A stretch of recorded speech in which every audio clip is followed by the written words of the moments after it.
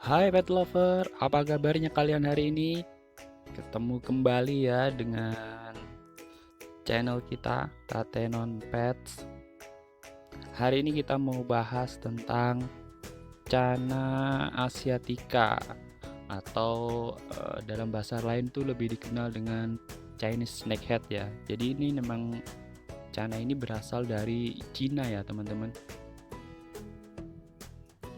Lebih tepatnya di Cina bagian selatan, atau sebenarnya bisa ditemukan juga di daerah Vietnam bagian utara. Nah, untuk panjang maksimal max size-nya itu antara 25 sampai 35 cm, teman-teman. Cuman kalau di alam mungkin nggak bisa sampai 35 ya, kebanyakan hanya sampai 25 cm. Untuk asiatica ini nggak terlalu agresif ya, jadi dia sedikit di bawah pulkra ya. Jadi memang secara mental itu nggak bisa seagresif Channa pulkra atau Orna ya teman-teman ya. Oke, untuk varian yang ada di tank saya ini kebetulan ini RSWS ya. Jadi RSWS itu silangan dari red strip yang merah ya, yang ada belang-belang merah itu, sama white spot.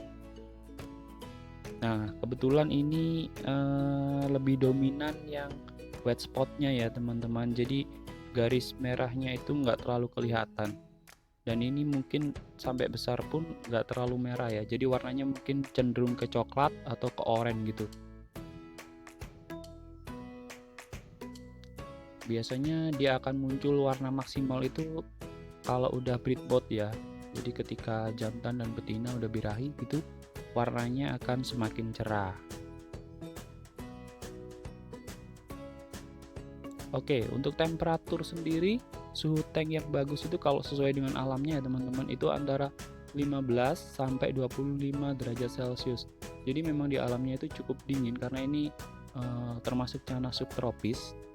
Jadi kalau bisa kalian sesuaikan dengan alam, maka hasilnya akan lebih bagus. Nah, kebetulan tempat saya ini daerahnya cukup dingin ya, karena saya tinggal di Malang. Kadang kalau 25 derajat Celcius itu masih dapat.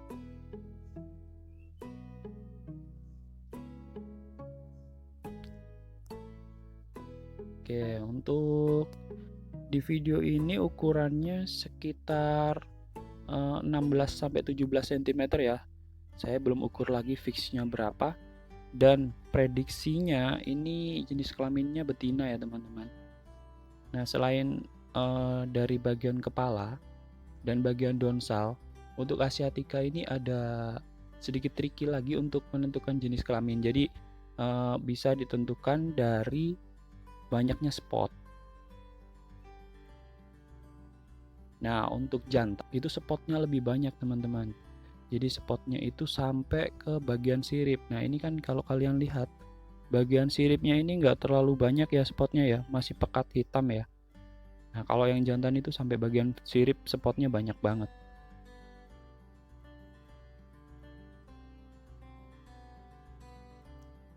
Untuk pakan ya sama ya seperti Channa pada umumnya, kalian bisa pakai jangkrik, bisa pakai udang, bisa pakai cacing lah, terutama cacing. Saya paling suka banget tuh kasih makan cacing ya.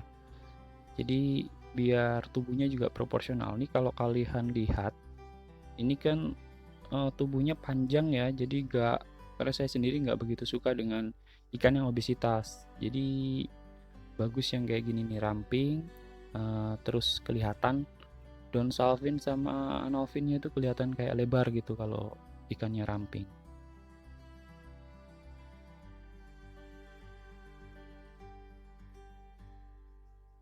Nah, ini rencana juga saya akan pairing ya, cuman belum dapat untuk yang jantannya. Jadi mungkin saya taruh di tank kecil ini dulu untuk display. Nah, nanti kalau memang sudah ada pasangannya, kita akan coba taruh di tank yang lebih besar. 80 cm cukup lah.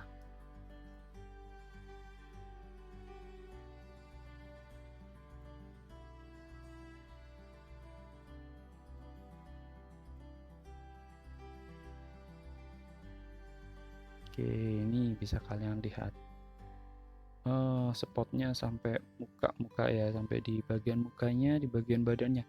Cuman di bagian siripnya ini kurang ada spotnya. Dan kalau di awal video tadi kalian bisa lihat head shape-nya itu memanjang ya, jadi nggak melengkung kalau kayak seperti ikan cana yang jantan gitu ya. Oke, untuk ring pH air itu untuk cana asiatica ini ringnya di pH 6 sampai 8 ya, teman-teman ya. Cuman kalau saya sendiri lebih suka pH-nya itu di bawah 7. Jadi di range 6,5 ya dengan pakai daun ketapang.